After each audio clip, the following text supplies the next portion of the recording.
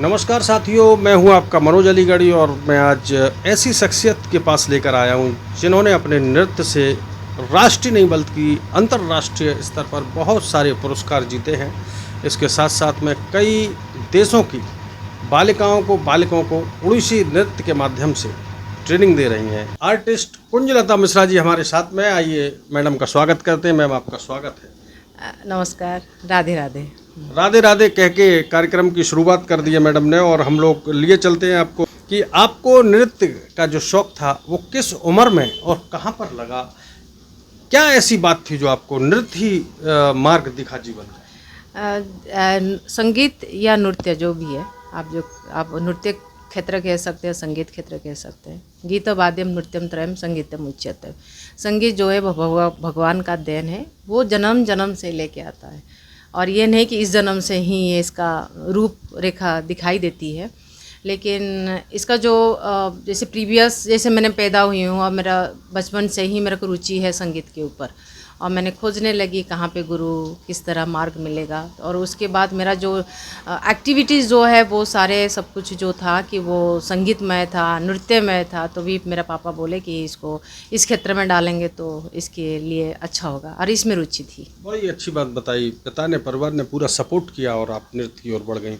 अगला सवाल है, नृत्य की शिक्षा आपने किस गुरु से और कब, कहाँ, किस देश के किस प्रदेश से प्रारंभ की? मेरा जन्म जो उड़ीसा के जाजपुर की गांव, मतलब कटक निकट है, और उसमें गणेशपुर की स्थान में मेरा हुआ है। और पिता कृपा सुंदर मिश्रा, माता सुधांशु वाला मिश्रा हैं। तो जब मेरा ऐसे धीरे धीरे जैसे कि ना उसके संगीत के बिना जैसा खाना पीना ये सब मैं भूल जाती थी, और हमेशा हर समय में संगीत और डांस, और गांव में जैसे कि ड्रामा होता है, वहाँ पे एक परंपरा है ड्रामा, उसमें से मेरे को एक बार पार्टिसिपेट दिए हैं। और उसमें सब लोग मेरा बहुत अप्रिशिएशन किए कि मेरा जो लोक कला थी, तो उनको जैसे परफॉर्मेंस मैंने कॉन्फिडेंसली मैंने किया है, तो उन्होंने बोले कि ये कहीं आगे ये बहुत स्टार बनने वाली है। लेकिन जबकि गांव और इतना फैसिलिटी नहीं था, लेकिन उस टाइम में मैंने ही सोचा कि क्यों नहीं, मैंने गांव में पैदा हुई हूँ, लेकिन मैं अपना कैरियर को इसमें आगे बढ़ा सकती हूँ, और जो नहीं किया है वो मैं नहीं कर सकती हूँ, ये कोई बात नहीं। अगर मैं करूँ तो आने वाले पीढ़ी को भी बहुत कुछ रास्ता मिलेगा। तो वो गांव की एक ड्रामा जो सिखाते थे, उन्होंने मेरे को थोड़ा सा छोटे छोटे हिंट्स मेरे को दिए कि ये ओडिसी है, वो है। तो मैंने खुद लगा नहीं, ये ओडिसी नहीं है, ये तो फोक है। लेकिन हाँ, उनका जो प्रेरणा मेरे को बहुत आगे बढ़ा है। और उसके बाद मैं अपने गांव से हाई शिक्षा लेने के लिए मैं भुवनेश्वर आई हूँ, जो उड़ीसा की कैपिटल है। तो वहाँ पे गुरु पीताम्बर बिस्वाल गुरु, और कॉलेज में मैंने एडमिशन किया आफ्टर द 10th। तो उन्होंने गुरु विद्युत कुमार चौधरी, जिन्होंने मेरा बहुत हेल्प किए। उसके बाद उनके साथ साथ मेरा जो एक्चुअली जो मैं जिस परंपरा में हूँ वो गुरुदेव प्रसाद दास शैली की परंपरा है। तो वही मेरे को मिले गुरु पीताम्बर बिस्वाल, जिन्होंने एक्चुअली वो मेरे को हाथ पकड़ लिए और उन्होंने पूरा मार्ग दिखाए। कौन सा शैली का मार्ग था? गुरुदेव प्रसाद दास शैली, मतलब जो डांस करती हैं ओडिसी नृत्य के शैली। हाँ, ओडिसी मैंने अभी जो शैली है गुरुदेव प्रसाद दास शैली, ओडिसी नृत्य के क्षेत्र में, क्योंकि उड़ीसा में शास्त्रीय नृत्य तो ओडिसी नृत्य ही है। तो वही स्कोप बहुत हर घर घर में वो तभी स्कोप था, लेकिन इतना मतलब एक्चुअली अलाउ नहीं था कि ये बच्चे लोग, मतलब लड़कियां बाहर जाके डांस करें। लेकिन मेरे पिताजी मेरा रिस्पॉन्सिबिलिटी अपने गुरु के पास, उनकी चरणों में उन्होंने सौंप दी है। वो गुरु पीताम्बर बिस्वाल जी और मेरे गुरु जो है नृत्य के क्षेत्र में, दोनों गुरु ही मेरे को बहुत कैरियर की तरफ से उन्होंने दिए, गुरु दुर्गाचरण रणवीर जी। नृत्य को हे दृष्टि से देखना, वासना की दृष्टि से देखना, और दूसरी तरफ धार्मिक आध्यात्मिक दृष्टि से देखना, तो ये क्या कैसे आप समझाना चाहें? देखिए, हम लोग शोध की क्षेत्र में अगर बताएं कि नृत्य की जो मतलब धार्मिक परंपरा से जो आए हैं, गंधर्व अप्सरा से, सो हम उस बारे में चर्चा नहीं करेंगे, बेहतर है। लेकिन हमारे सामने जगन्नाथ जी से ही हम कहेंगे उत्पत्ति हुआ है, देवदासी की प्रथा से उत्पत्ति हुआ है। जब जगन्नाथ जी शयन से पहले यही देवदासी लोग जो एक्चुअली अपने नृत्य को जगन्नाथ जी को समर्पण करते थे, और तभी जाके जगन्नाथ जी गर्भगृह में जगन्नाथ जी के सामने तो तभी जाके जगन्नाथ जी शयन में जाते हैं। मतलब इसका इतना बड़ा महत्व है। और जो आध्यात्मिक कनेक्टेड कैसे हुआ है नॉर्मली रूप में ओडिसी को, तब देवदासी था, फिर धीरे धीरे वो प्रथा बंद हो गया। और उसके बाद गोटीपुआ जो एक लड़का लड़की की बेस में आपने देखे होंगे, बहुत सारे फेस्टिवल में होता है, तो एक लड़का लड़की की बेस में ओडिसी नृत्य को, तब ये प्रथा जब बंद हो गया फिर लोगों के लिए क्या रहा, कुछ नहीं रहा। फिर धार्मिक के साथ कनेक्टेड यही एक नृत्य था तभी। फिर उन्होंने गोटीपुआ लोग ने धीरे धीरे जिम्नास्टिक वे में हो, बंध जो उसको बोलते बंध नृत्य की वे में लोगों को मनोरंजन किए। उसके साथ साथ जगन्नाथ जी के जो रिलेटेड फेस्टिवल्स है उसमें भी वो नृत्य करके वो थीम डाल के वो करते थे और वो जगन्नाथ जी को ही समर्पण करते। जैसे जगन्नाथ जी बाहर आते थे, जैसे चंदन यात्रा हो, चापो होता है ना जगन्नाथ जी, गोटीपुआ जब ये सब नृत्य शुरू करते थे तभी उसके बाद फिर क्या हुआ ना, धीरे धीरे ये परिवर्तन होके गुरुओं के माध्यम से, क्योंकि मुगल के अटक के बाद एक्चुअली नृत्य प्रथा बहुत एक्चुअली फ्रस्ट्रेशन में चला गया था, डैमेज हो गया था एक्चुअली, उसका मूल रूप एक्चुअली ख़त्म हो गया था। लेकिन उसके बाद जो पुनरुद्धार हुआ है गुरु लोगों के माध्यम से, जैसे आदि गुरु पंकज चरण दास, गुरुदेव प्रसाद दास एवं पद्म विभूषण गुरु केलुचरण महापात्र जी, 3 गुरुओं के माध्यम से इसका एक नया रूप अभी तक जो इंटरनेशनल के माध्यम से अभी सुप्रसिद्ध है। तो ऐसे करके ये सुप्रसिद्ध हुआ है। लेकिन इसका जो मूल रूप जो है वो जगन्नाथ जी के समर्पण के लिए है। और जगन्नाथ जी की जो पूजा, जैसे कि आप कहते हैं कृष्ण लीला, श्रीमद् भागवत की जो लीला है इसमें भी होता है, गीत गोविंद लीला है, आप वो इसका डायरेक्ट कनेक्ट तो ही भगवान आध्यात्म का। अच्छा, एक आपने जैसे रूस, रशिया, साउथ कोरिया, एरिजोना और यूके के बहुत से देशों में आपने परफॉर्मेंस किया, और बाकी लेकिन कुछ तो हुआ था, जिक्र नहीं करना चाह रही? नहीं, कुछ हुआ ही नहीं था।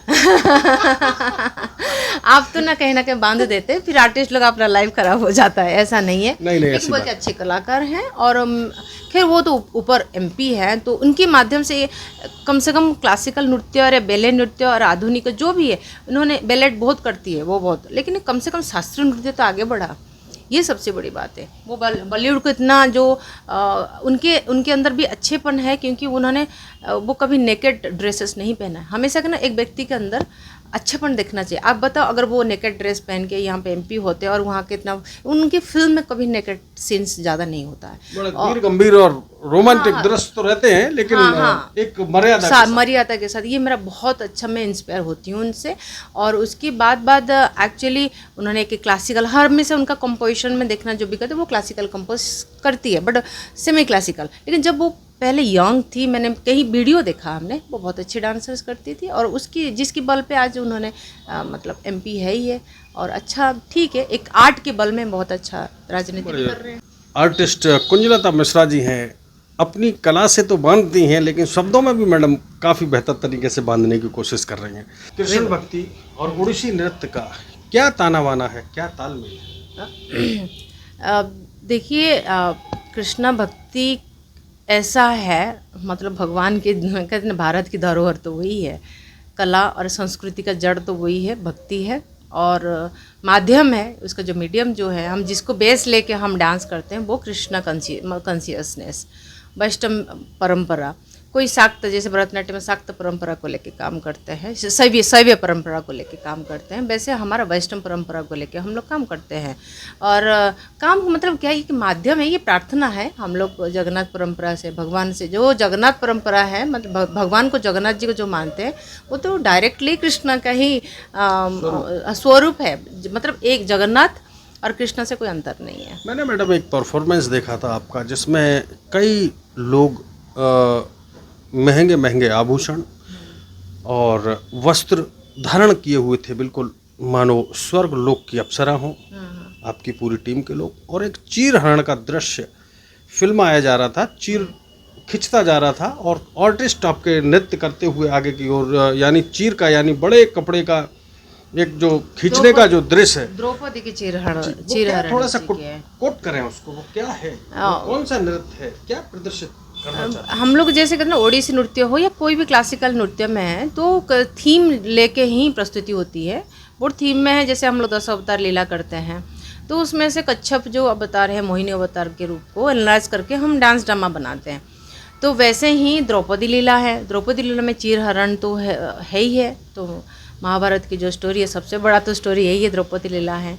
तो जहाँ उनको दुर्योधन ने जो चीरहरण कर रहे थे, ठीक है, तभी उनका भगवान ने वहाँ पे मतलब जब तक कहते ना एक हाथ में जब समर्पण किए, तो भगवान ने देख रहे थे कि अब एक्चुअली एक हाथ सीने में और एक हाथ मेरे में, जब तो संपूर्ण समर्पण ना हो तब भगवान उनको आके मतलब करेक्ट। आपने ये दृश्य मेरी आंखों में और हृदय में उतर रहा है, क्योंकि अक्सर हमने इस तरीके का एक पोस्ट देखा है, जो आज आपने उसको हमारे सामने बताने की कोशिश की कि क्या संकेत दे रहा है वो दृश्य। तो इसमें से कहते हैं कि अगर भगवान के साथ पूरा डायरेक्ट होता है कि आप मतलब किसके साथ अगर मानते हो, माँ हो, बाप पापा हो या अपने फ्रेंड हो, भगवान कृष्ण एक अच्छा फ्रेंड है, अच्छा मतलब एक आध्यात्मिक के रूप में अच्छा श्रेष्ठ पुत्र भी है, और मतलब सब में वो श्रेष्ठ हैं।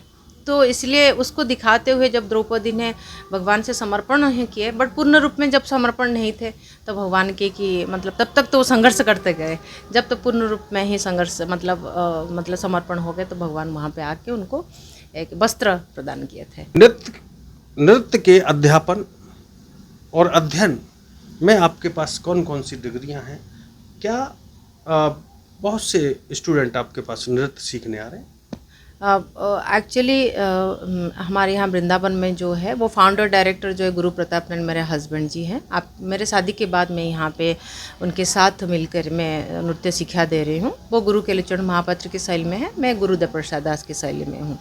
लेकिन हम लोग जब काम करते हैं, एक साथ काम करते हैं, और उनका शिष्य तो बहुत बाहर के बहुत सारे शिष्य यहाँ पे हैं, और जिन्होंने एक शिष्य है रसिया में जो फेमस है, वो है तातियाना रुजोवा, और बाकी किशोरी स्टेटलर हॉलैंड से है। अभी सोफिया जो देखते हैं, सोफिया खुकरन, सीमा सोफिया जो है वो रसिया से वो फेमस है, वो अभी वो अच्छा डांसर्स भी है। और उसके साथ साथ आने वाले ब्रज की जो है हमारे विष्णुप्रिया गोस्वामी है, और यहाँ के पवन राजभर जो सीनियर है, अभी तो वो कहीं एक कंट्री में अभी है, वो एम्बेसडर के साथ साथ प्रोग्राम कर रहे हैं। तो हमारे जो बाकी जितने सारे हैं, वो मोदी जी की जब वहाँ पे कार्यक्रम होता है, तो वो लोग सब जाके वो कार्यक्रम इंडिया को रिप्रेजेंट करते हैं। वाह, भारत का प्रतिनिधित्व कर रहे हैं आप वहाँ पे जाके अपने देश में। हाँ, जैसे क्रोएशिया में है अनुराधा एंथोनिया, तो उन्होंने जब भी कोई कार्यक्रम होता है इंडिया के, वो वहाँ के रिप्रेजेंट जरूर करती है, और नाम जरूर वेणुनाथ कला केंद्र का तो वही है, और गुरु तो हम दोनों ही हैं, मैं और मेरा हस्बैंड से दोनों ही हैं। जब स्टूडेंट परफॉर्मेंस करते हैं माननीय प्रधानमंत्री नरेंद्र मोदी के सामने, राजदूतों के सामने, और या अन्य देशों के राष्ट्रपति और प्रधानमंत्री के सामने, तो यकीनन सीना गर्व से चौड़ा होता है। ऑफ कोर्स, जैसे कहते हैं ना कि जिसके बच्चे बहुत अच्छे काम करते हैं, बाप के लिए गर्व की बात होता है, और तभी सीना चौड़ा ही हो जाता है। वैसे ही बच्चे और गुरु मतलब शिष्य में कोई अंतर नहीं है, अपना बच्चे शिष्य में कोई अंतर नहीं है। मैडम, एक बात पूछना चाहता हूँ, नृत्य बहुत तरीके के हैं, बहुत से, जैसा कि आपने बताया टेक्निकल सवाल में, जैसे हेमा मालिनी जी डांस करती हैं, अलग अलग फिल्म इंडस्ट्री के डांस अलग होते हैं, हॉलीवुड बॉलीवुड की नृत्य शैली अलग है, बहुत से नाम से लोग सांकेतिक भाषा से उसे बताते हैं, लेकिन आपने उड़ीसी नृत्य ही क्यों चुना? दूसरा नृत्य कौन है? मैं ज़्यादातर क्योंकि मेरे पिताजी जो है वो भगवान से ज़्यादा कनेक्टेड है, उनके अपने कर्म के साथ साथ वो हमेशा रोज़ 2-2 घंटा पूजा पाठ करते हैं, और फिर उन्होंने यही बोला कि वो भक्ति की उनके लिए वो भक्ति ही श्रेष्ठ था। तो जब भक्ति और कर्म में जोड़ दिए, वो हमेशा यही सिखा दिए कि जब भी कोई कर्म करो भक्ति को ही जोड़ो। तो मैंने कहा मैं इस तरह कौन सा कार्य करूँ तो जो भक्ति के माध्यम से भगवान को ही पा सकूँ, भगवान को पा सके, भगवान के स्थान में आ गए, ये सबसे बड़ी बात। तो मैं बचपन से ही ये मेरा एक्चुअली स्वप्न मतलब ड्रीम था, और पिताजी वो बोले कि संगीत ऐसा माध्यम है, वो मतलब सरल उपाय से तो भगवान तक पहुंच सकते हैं। एक तरफ है ड्रीम गर्ल हेमा मालिनी जी, और दूसरी तरफ है अपने आध्यात्म गुरु या भगवान को प्रसन्न करने वाली, ड्रीम प्रोजेक्ट को आगे बढ़ाने वाली आर्टिस्ट कुंजलता मिश्रा जी। मिश्रा जी, आप किन किन देशों में भारत की ओर से अपना परफॉर्मेंस कर चुकी हैं, और आगे क्या प्लानिंग है, क्या सपना है आपका? मैं अभी आगे का प्लानिंग तो बहुत सारी चीज़ नहीं बता सकती हूँ, लेकिन एक यही है कि मेरा जो एक्चुअली जो मैं और मेरा हस्बैंड और वेणुनाथ कला केंद्र के माध्यम से, तो यहाँ पे मैं इस ओडिसी नृत्य को तो हर ब्रज में तो हर कोने कोने में तो छा ही गया है, और बच्चे भी बहुत आगे बढ़ रहे हैं इसको प्रोफेशनल करके। इसको आगे यही प्लान है कि उनको एजुकेशन स्तर को और ऊंचा करना चाह रही हूँ, और फैसिलिटी देना चाहती हूँ कि बच्चे जैसे कि यहाँ के कलाकार कहीं बाहर ना जाए, ये प्रोसेसिंग है। और दूसरी बात है, यहाँ की जो एक्चुअली पावर्टी है, जो एक्चुअली नीडी आर्टिस्ट है, उनके लिए मैं एक हम लोग मतलब फेस्टिवल हम करा के उनको एक एक्चुअली हेल्पिंग सपोर्टिंग आज स्टेज में कि देखिए हमारे पास बहुत सारे बच्चे सीखते हैं, हर कोई सक्सेस नहीं हो सकता है, लेकिन जो एक्चुअली कभी फैमिली सपोर्ट नहीं मिलता है, वो कला ख़त्म हो, उन कलाकार को मैं हमारे मंच दे के उनको एक मोटिवेट करके उनको एक्चुअली क्या कहते हैं उसको एक मंच अच्छा प्रदान करना चाहती हूँ, और उनके साथ कला को ख़त्म नहीं करने दो। सुनने में आ रहा है कोई आपके नृत्य को देखकर फिल्म डायरेक्टर आपसे पिछले दिनों मिला था और आपके ऊपर फिल्म बनाना चाह रहा है। वो तो कई हुए हैं ये आप बात सही कहा, वो कई हुए हैं। आपकी जानकारी थोड़ी सी तो रखते हैं। एक्चुअली मैं जब उड़ीसा में थी तो मतलब मेरा एक पिक्चर चल रही मैंने आने वाली थी, लेकिन मेरे हस्बैंड मना कर दिए, क्योंकि जो धार्मिक है अगर इस लाइन में आओगे तो मत आओ, क्योंकि मेरा मन था कि शादी से पहले 1-2 पिक्चर वहाँ कर लूँ और फिर मैं आ जाऊँ, तो ताकि मैं कम से कम मेमोरी में देख सकती हूँ, मैं कर सकती हूँ, मतलब एक्चुअली मेरे अंदर इंटरेस्ट है कि मैं सब कुछ कर सकती हूँ। तो उस टाइम में क्या है, वो डायरेक्टर वो भी मिले हैं, लेकिन उनको पता नहीं, वो अगर ये इंटरव्यू देख लेंगे तो मेरा वो हो जाएगा, एक्चुअली बड़ी गड़बड़ी हो जाएगी, लेकिन 20 साल की बात है। तो भी एक्चुअली उन्होंने यही, मैंने दोनों चुना, अगर मैं फिल्म लाइन में जाऊँ तो मेरे लिए मुसीबत नहीं है कि मैं सक्सेस तो ज़रूर होंगी, लेकिन मेरा जो मैं जो फ्रीडम है वो फ्रीडमनेस ख़त्म हो जाएगा। तो मैं प्रोजेक्ट ले लिया था, ड्रेस डिज़ाइन आने वाले था, लेकिन मैंने झूठ बोल के, तो मैं बोला कि मलेशिया में मेरा प्रोजेक्ट है, हम जा रहे हैं, ऐसे झूठ बोल के मैं प्रोजेक्ट को ख़त्म कर दिया था और वो लाइन में नहीं गई। उसके बाद हमको यहाँ पे भी मेरे को बहुत सारे डायरेक्टर मिले हैं कि आपको फिल्म में नाम नहीं बताना चाह रही हूँ, तो यहाँ तक भी पहुँच चुके थे 2-3 डायरेक्टर, इवन अभी भी साउथ मतलब हैदराबाद से एक डायरेक्टर आके उन्होंने बोले, तो कुछ मैं मतलब हर चीज़ में मैं सोचती हूँ कि यहाँ पे प्रोजेक्ट कृष्णा कॉन्शियस में जो प्रोजेक्ट है मैं करूँ, और बाकी आजकल जो है जब तक आप जो पहले जो पहनना ओढ़ना और कॉस्ट्यूम्स ये सब था, बट आजकल तो बहुत अंतर है, तो इसलिए मैं खुद का इंटरेस्ट नहीं है कि मैं करने के लिए, लेकिन फैसिलिटी बहुत मिला है, और मैं देखती हूँ जहाँ ब्रज की अच्छे रिप्रेजेंटेशन है या क्लासिकल को लेकर रिप्रेजेंट अच्छा है तो मैं करती हूँ। वैसे अभी ने किया नहीं, और एक पिक्चर है उनका नाम है अभी आने वाले हैं, तो जिसमें मैंने नहीं की बट मेरे सारे स्टूडेंट को दिया, उसमें से मेरा एक स्टूडेंट है वो प्राइम रोल में है, हीरोइन में है, और बहुत अच्छा नामी कलाकार भी है। अगर वो आने वाले हैं वो पिक्चर्स अगर हो गया तो सबको पता चल जाएगा। जहाँ एक और नृत्य में अत्यधिक शोरगुल वाले नृत्य प्रचलन में हो रहे हैं, लेकिन आपकी नज़र में शास्त्रीय नृत्य का क्या महत्व? देखिए हम ही लोग अगर आजकल जो चीज़ हो गया है, अगर हम ही लोग अगर इस परंपरा को बचा सकते हैं तो बचा सकते हैं, नहीं तो इतना दबाव है कि आप 5 मिनट में क्लासिकल नृत्य कर लो, तो हमारा तो 5 मिनट में म्यूजिक सुनते हैं ग्रीन रूम में, तब जाके एंट्री करते हैं ताकि हमारा मूड बनती है अंदर में, मतलब स्टेज को एंट्री करने के लिए। लेकिन आजकल 5 मिनट के अंदर आपका डांस ख़त्म हो जाए, तो उस दबाव में हम कैसे बच सकते हैं, ये हमारे लिए बहुत मुद्दे की बात है कि एक्चुअली हम उस दबाव में नहीं आना चाह रहे। भले हमको कोई नेशनल अवार्ड ना मिले, कोई इंटरनेशनल अवार्ड ना मिले, लेकिन हमारी परंपरा को हम ख़त्म नहीं कर सकते हैं। कोई ऐसा अनुभव जो लंबी परफॉर्मेंस हुई हो, ज़्यादा से ज़्यादा कितने मिनट की, कितने घंटों की, कोई ऐसा आपके श्रोता और दर्शक और विशेषकर नृत्य और आर्टिस्ट आपको देख रहे हैं, कोई जीवन का अनुभव साझा करें? मेरा तो हर कार्यक्रम लंबी परफॉर्मेंस ही होती है, जहाँ कितने मिनट? 5 minute, 10 minute? नहीं, मेरा तो 1.25 घंटा तो मेरा लॉन्ग टर्म कार्यक्रम रहते, जैसे रसिया में गए हैं, अभी जो साउथ कोरिया में अभी लास्ट गए थे, तो वहाँ पे मिक्स प्रोग्राम था, म्यूज़िक, डांस एंड वहाँ के जो कलाकार के प्रोग्राम था, उसमें से हम लोग को टाइम दिया था, तो 10 मिनट की डिफरेंट स्टेज था, लेकिन उसके बाद हमको 1 घंटे का पूरा टाइम दिए थे उन्होंने हमारे कलाकार को सेटिस्फेक्शन के लिए विदेश में भी इतना रेपुटेशंस होता है, उन्होंने भी 45 मिनट टाइम दिए। बट नॉर्मली जैसे स्टेज में हम लोग खड़े होते हैं तो एक्चुअली वो 45 मिनट 1 घंटा का टाइम होती है। लेकिन सबसे पहले जितने संयुक्ता पाणिग्राही जी हो, डॉक्टर सोनाल मानसिंह जी हो, तो ये जो पहले कलाकार तो वो तो 2 घंटे के लिए आते हैं, but A night a artist fix होते थे ताकि सारे रसिक आते थे देखने के लिए। बट अभी एक फेस्टिवल में कम से कम तो 20 आर्टिस्ट तो रहते हैं, उनके लिए अगर 5 मिनट का टाइम मिल गया तो बहुत बड़ी बात है। लेकिन आप ये सोचिए कि हम लोग ही, मैं अगर शॉर्ट टाइम है तो मैं सारे प्रोग्राम मना कर देती हूँ, लेकिन जहाँ पे हमारा डांस और 45 मिनट की टाइम देते हैं तो ठीक है, मेरे पास जो गुण है तो आप आओ देखने के लिए, नहीं तो नहीं। आपकी शर्तों से प्रोग्राम सेट किया जाएगा, अन्यथा आप ऑर्गेनाइजर के तरीके से काम नहीं करती हूँ। मेरे साथ में ऐसे हुआ था कि एक मथुरा में, नाम बहुत बड़े लेखक है तो नाम नहीं बताती हूँ, उन्होंने क्या मेरा कार्यक्रम फिक्स किए हैं तो मैं कुछ काम के लिए बाहर थी, उन्होंने मेरे को इमरजेंसी लिए बुला लिए। तो मेरा शर्त यही थे ना, मेरा शर्त नहीं है, एक पवित्र मतलब हम लोग डांस करने से पहले मन भी पवित्र रखते हैं, स्थान भी पवित्र कराते हैं। तो हमारे नृत्य में अगर मेरे को बुला रहे हो तो मेरा ही कार्यक्रम हो, साथ में उसी ढंग से कार्यक्रम सेट हो, जैसे या लोक कलाकार भी हो, लोक कला भी हो, लेकिन हम वहाँ पे आधुनिक और अत्याधुनिक या पाश्चात्य नृत्य के क्षेत्र में हम लोग डांस नहीं करते ताकि हमारा माइंड डिस्टर्ब हो जाती है। तो उसमें, लेकिन उस टाइम गुस्सा भी आया है आपको एकदम परफॉर्मेंस के बाद? हाँ, उसने क्या है ना, तो मेरा डांस शुरू किया, उससे पहले था छोटा छोटा फोक नृत्य चल रही थी, ठीक है कोई बात नहीं, क्योंकि लोक नृत्य को भी आगे बढ़ाना है और शास्त्रीय नृत्य की मेरे पे था, लेकिन मेरा कंडीशन जो था तो उन्होंने हाँ कर दिया और बाद में उन्होंने मना कर दिया।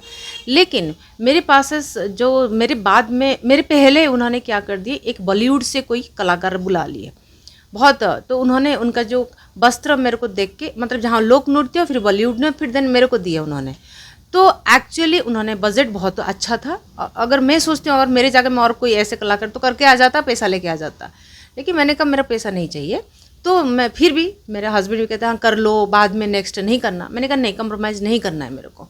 तो ऑन द स्टेज मेरा कार्यक्रम चल रहा है, मेरा पैर नहीं चला, मेरा हाथ भी नहीं चला और मेरे को रोना आ रहा था कि मैं भाव कैसे प्रकट करूं, और क्रोध भी आया उस टाइम में, जो क्रोध, जो वो मैं सोचती हूँ कि वो क्रोध वहीं पे सही था।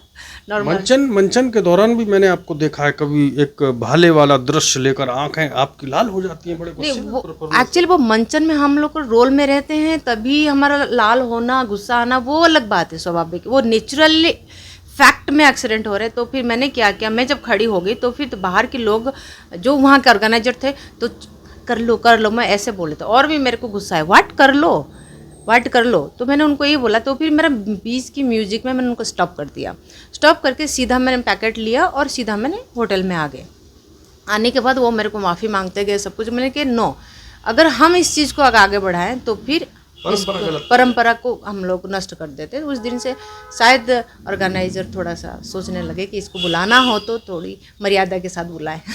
चलिए, काफ़ी आपने बहुत सारे ज्ञान की बातें बताई। बस एक आखिरी सवाल और पूछता हूँ मैं, जो युवा पीढ़ी है, आप उसको उड़ीसी नृत्य के माध्यम से आप युवाओं को क्या संदेश देना चाहती हैं, जहाँ एक और शॉर्टकट के माध्यम से लोग पल भर में ऊपर पहुंचना चाहते हैं, वहीं पर कभी कभी नीचे भी चले जाते हैं, नीचे गिर जाते हैं और इतना गिरते हैं कि वो कभी उठ नहीं पाते, क्या संदेश देना चाहें? मैं मतलब युवा पीढ़ियों को यही बोलना चाहती हूँ कि देखिए, मतलब जल्दीबाजी सफलता में ना पड़े और उसकी ओरिजिनली जो रूप है, और आप अगर कलाकार हैं आप या आप किसी अच्छे गुरु की शिष्य हैं तो ज़रूर उन्होंने आपको नज़र में रखते हुए उन्होंने आपको मौका देंगे। और आप, ऐसा नहीं है कि आज का जो ज़माना है कल आपको याद नहीं करेंगे, लेकिन अगर आप अच्छे साधक हैं, आप अपने मतलब निश्चिंत है कि मेरा कार्य में मैं ठीक हूँ और ठीक है अभी नहीं मौका मिला, लेकिन समय परिवर्तन ज़रूर होगा। और आप अपने साधना, अपने नियम से कभी ना मतलब वो करें। अगर आपके पास गुण है, समझौता ना करें। अगर आपके पास अच्छा गुण है, आज नहीं तो कल उन्होंने अच्छे लोग ही अभी जैसे ढूंढ रहे हैं। आप देखिए कोरोना काल में सभी लोगों को मौका मिला, लेकिन बहुत जिन लोगों को नहीं कि मौका नहीं मिल रहा था, लेकिन उनके अंदर ऐसे लोग आए हैं जो अभी उनके लिए कैरियर भी बन गया है। यूट्यूब के माध्यम से देखो बहुत सारे आर्टिस्ट भी आए, अच्छे से उन्होंने, अच्छा कलाकार हैं जिन्होंने कोरोना के बाद भी फेमस हुए हैं, क्योंकि अच्छा कलाकार वॉइस तो कम से कम लोगों को सहज के माध्यम से पहुंचा है। समय ज़रूर परिवर्तन होगा और गुरु के आशीर्वाद से हैं। दूसरी बात, कभी कंप्रोमाइज़ नहीं करना, शास्त्रीयता को कभी तोड़ना नहीं, ये हमारा जिम्मेदारी है। काफ़ी बेहतर बात कर रही हैं। और आप हैं हमारे पास साथ में अंतर्राष्ट्रीय आर्टिस्ट कुंजलता मिश्रा जी, जो रूस, रशिया, साउथ कोरिया, एरियोना और यूके के विभिन्न देशों में अपना भारत की ओर से प्रतिनिधित्व कर चुकी हैं। भारत की ओर से भारतीय परंपरा और भारतीय शैली नृत्य को दिखाने के लिए आप पूरा जीवन समर्पित कर चुकी हैं और लगातार प्रयास कर रही हैं कि भारतीय लोग भारतीय संस्कृति से जुड़ें और इस परंपरा को, इस शैली को आगे बढ़ाते रहें। मैडम, और कुछ कहना चाहेंगे आप? कहाँ पढ़ा रही हैं, पढ़ रही हैं? हाँ, क्या करना चाहिए? एक्चुअली मैं अभी जो जब तक मैं अपना एक श्रेष्ठ मार्ग नहीं दे पा रही हूँ बच्चों को एजुकेशंस के माध्यम से, मैं कला को बहुत ज़्यादा हाईली एजुकेशंस के माध्यम से काम कर रही हूँ और इसके लिए मैं मेवाड़ यूनिवर्सिटी में आज असिस्टेंट प्रोफेसर के रूप में ज्वाइन की हूँ। और यहाँ बच्चे, ब्रज के बच्चे वहाँ पे जाके डिग्री करते हैं, उसके साथ साथ पूरी देश और विदेश के बच्चे भी आते हैं वहाँ पे डिग्री करने के लिए और अच्छे से उन्होंने पढ़ाई करते हैं और एक अच्छा मतलब सफल नर्तक के रूप में वो बाहर अभी प्रस्तुति दे रहे हैं। तो मैडम, आपको कुंजलता मिश्रा क्यों कहा जाए? डॉक्टर कुंजलता क्यों नहीं? अब ये क्वेश्चंस का तो है नहीं, क्योंकि मैं सारे टाइम मैंने जो बहुत, मेरा लाइफस्टाइल बहुत सेटलमेंट है, तो जिसके लिए मैं कुछ, जैसे कि मैं रसिया और साउथ इतना विदेश घूमती थी, तो मेरा रिसर्च का एंड टाइम पे ही मैं कहीं बाहर होती थी, तो मेरा 2 पॉइंट होता था कि मैं रिसर्च तो कर लिया थी, लेकिन जब इंटरव्यू होता था तो मेरे अकॉर्डिंग तो नहीं होता है, तो हो सकता है मेरा लक भी नहीं हो सकता, लेकिन मेरा कोई कार्य को मैंने कंप्रोमाइज़ नहीं कराया, अच्छे क्वालिटी में कार्य कर, छोटा डॉक्टर जो है तो वो निकल गया डिग्री के अकॉर्डिंग, बट ऑनरेरी डॉक्टर तो मेरे को मिल चुकी है बहुत सारे, लेकिन 2 बार मेरे को ऑनरेरी डॉक्टर मिल चुकी है। लेकिन मैं एक्चुअली इसी वजह से मैं अपना या विदेश का टूर मेरे को छोड़ देती या मेरे को या डॉक्टर की अवार्ड लेती। मैडम, ये श्रोता और दर्शकों की ओर से सवाल है, मेरा सवाल नहीं है। हाँ। आखिर आपकी इस खूबसूरती के पीछे राज क्या है? वो खूबसूरती तो मैं नहीं कहती हूँ मैं खूबसूरत हूँ, लेकिन इसका राज है कि मेरे को अच्छा साधना करती हूँ, अच्छा सात्विक भोजन है मेरा। मैं सुबह से कभी, हम लोग बाहर का प्याज लहसुन भी तो नहीं खाते हैं, ये एक राज है और बाकी मैं नेचुरल वे में रहती हूँ और कभी मैं केमिकल्स वगैरह यूज़ नहीं करती हूँ। और ज़्यादा बहुत, आप ध्यान रखें, मैं स्टेज में रहती हूँ, बहुत लाइटली मेकअप रखती हूँ, मेकअप जो नेचुरली हो, और बाकी मैं कभी कॉस्मेटिक हैवीली नहीं करती हूँ, कभी नहीं करती हूँ। और योगा रोज़ करती हूँ। आप मतलब एक दिन अगर मैं डांस नहीं करूँ, दूसरे दिन मैं हॉस्पिटल में हो जाती हूँ।